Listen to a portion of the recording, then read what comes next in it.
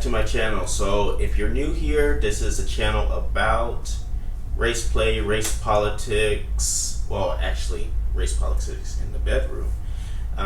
So that's what this is all about. And what I wanted to get into today was basically the kind of racial dynamics that comes with dating and basically things of that sort. So I don't have a script, so I'm trying not to go ahead and babble on or get sidetracked or anything like that. So I'm a micro creator. This is my niche. I felt like that this topic doesn't really have a voice anywhere, and I'm the only one that kind of voices not for the community but for anything at all. And then I kind of wanted to get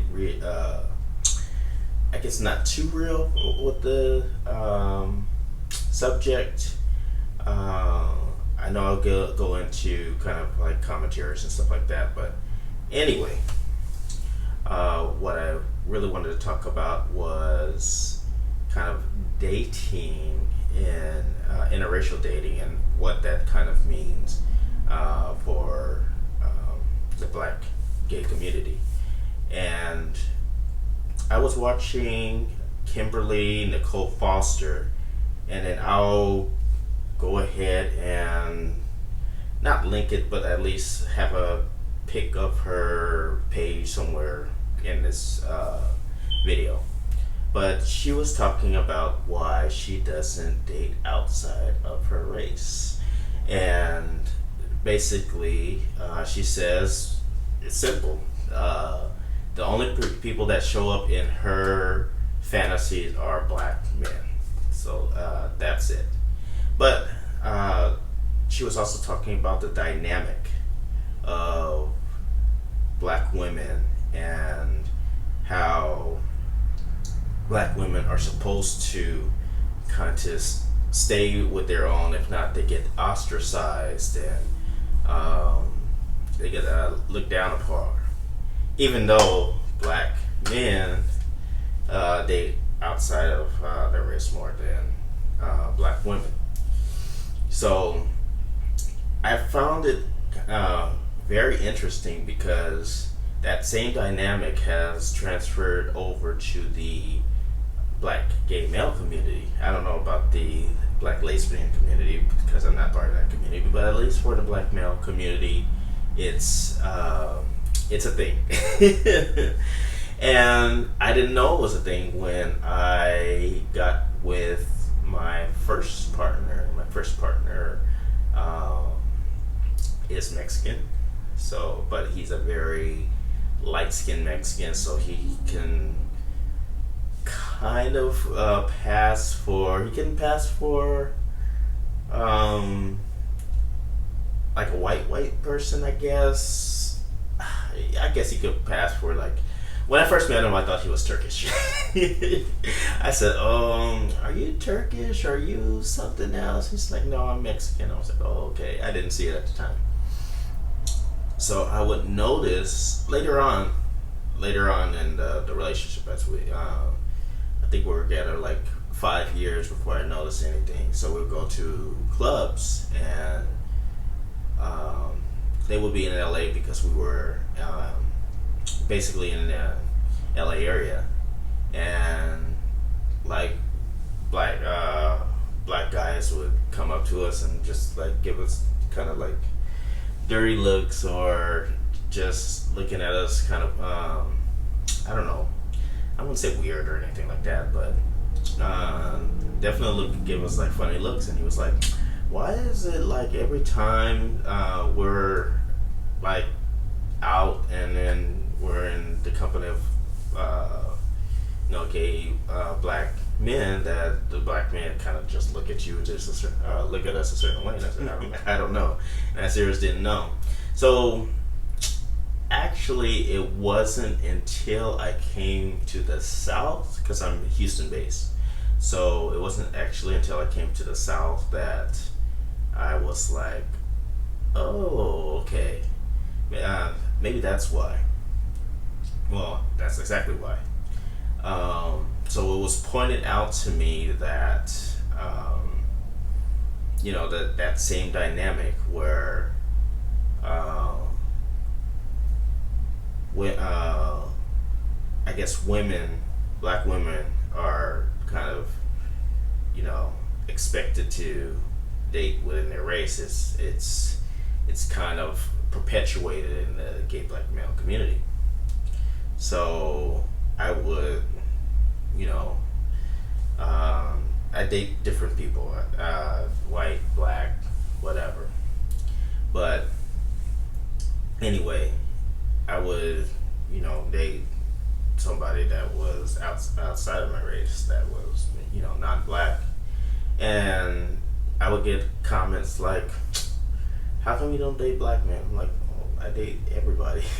What do you mean? And I was like, "Yeah, because are you ashamed of yourself? Do you have self-hatred?" I'm like, where is this coming from? Because when I was younger, there was just only gay. That was it. Like, you'd be lucky to find you a gay white man or a gay Asian or gay whatever. So, from my point of view, it was just like, okay, there was nothing there. Like, if I had waited for a gay black man when I was younger, I would not have anybody. I would just been, I guess searching until I found one because of the community that I was in. And then there were black people in our community, but there were no out. And then at that time, I didn't even know any DL gay black men, so I didn't have that experience of black gay male community that a lot of other people have. And I think that's RuPaul, the drag show race, and a lot of people that of RuPaul's generation have experienced that. So you either get kind of funneled through kind of a gay black or queer black experience, or you just get funneled to a general gay experience, and mine was the latter. I got funneled into just a gay experience. So I kind of put to the side, my thinking that I would just be put it into different words. I just was like, okay, just I'm gay and that's it. All the rules are kind of broken. I'm not restricted to race at all. So it's just is what it is. I'm just not focused on that, because if I'm gonna find anything, I'm already breaking it. In my mind, I'm already breaking the rules, quote unquote, as far as being gay. So, so when I started dating, I just dated and messed with the first person that I was talking to, and that happened to be my first partner, who lasted about 16 or so years. And that was that. And I just couldn't understand it, just baffled me.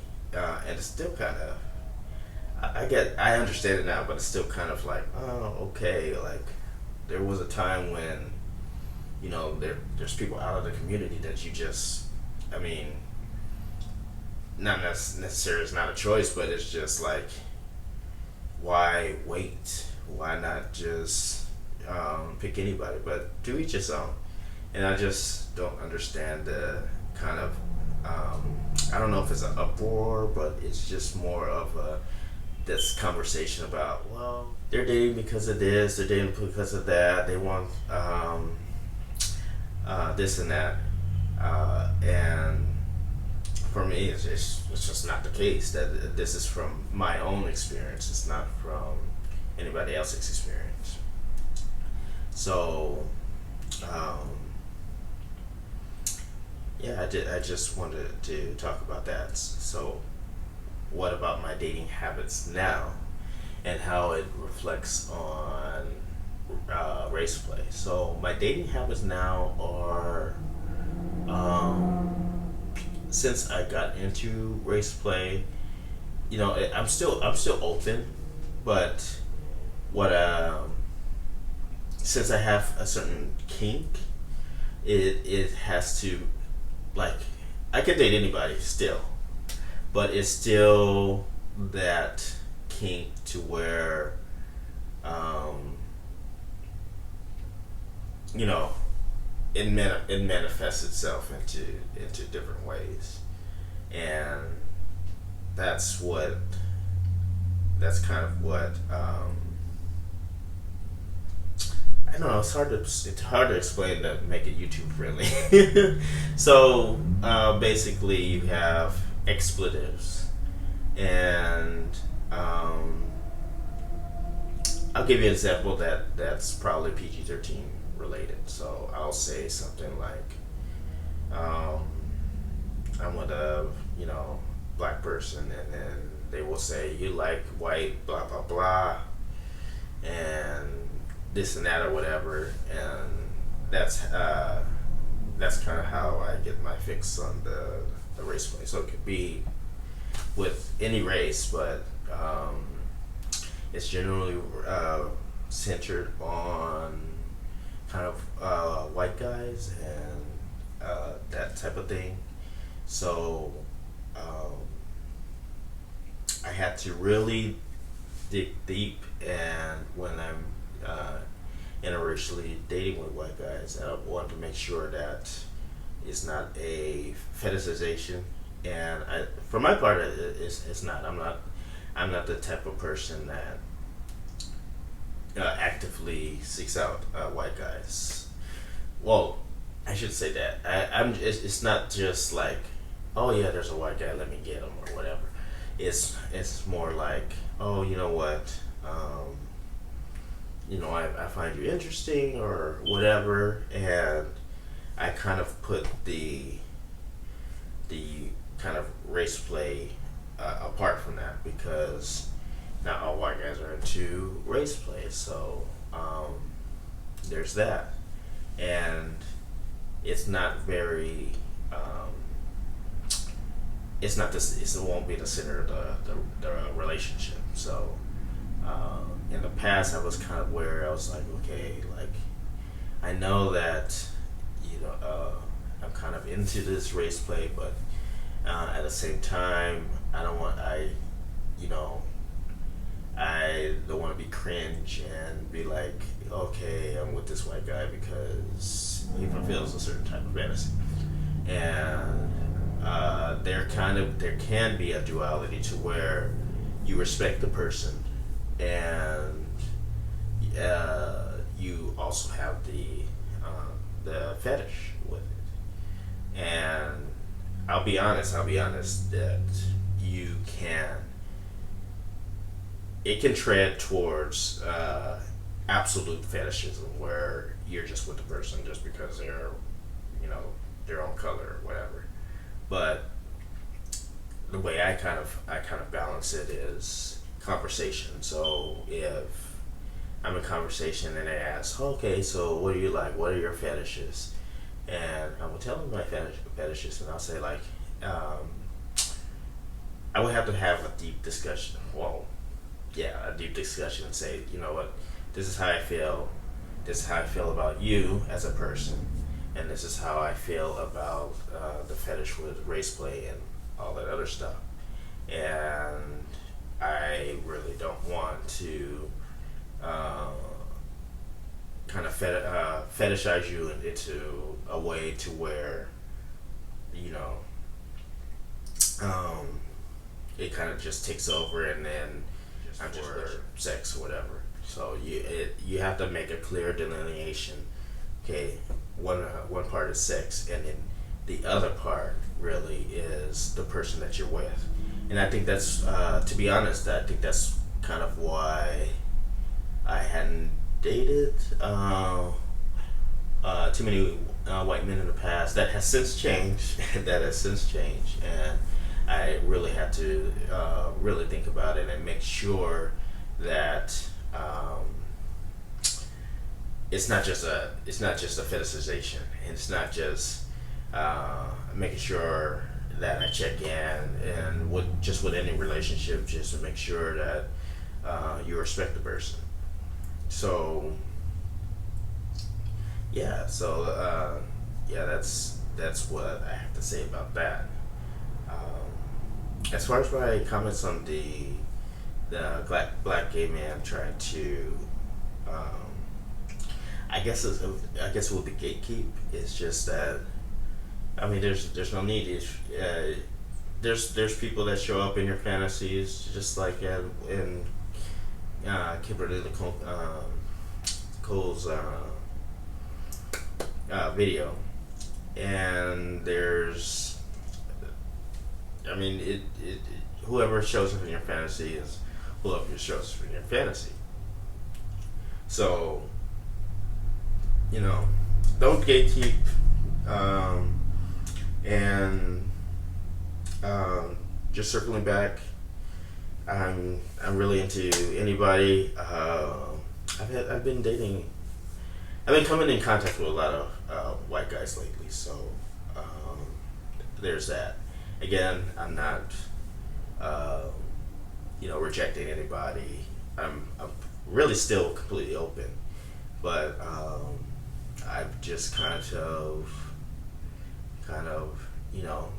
said, this is, laid it out on the table, did some really self-reflection, and I talked to I have a therapist. I talked to her about it, and she said the same thing. Just make sure, if you do this fetish, whatever, you're not putting making your relationships about your fetish. Your fetishes are supposed to be just a part of the relationship, not the whole thing. And I just want to make sure I respect the person, love the person for who they are, as I always do.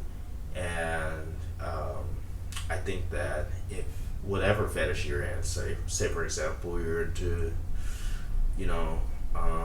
boobs or something like that, and you date somebody with a, big breast, you can't let that fetish take over. You can't just be like, oh yeah, you had the biggest boobs in the world, and I'm just with you for that. No, you can't do that.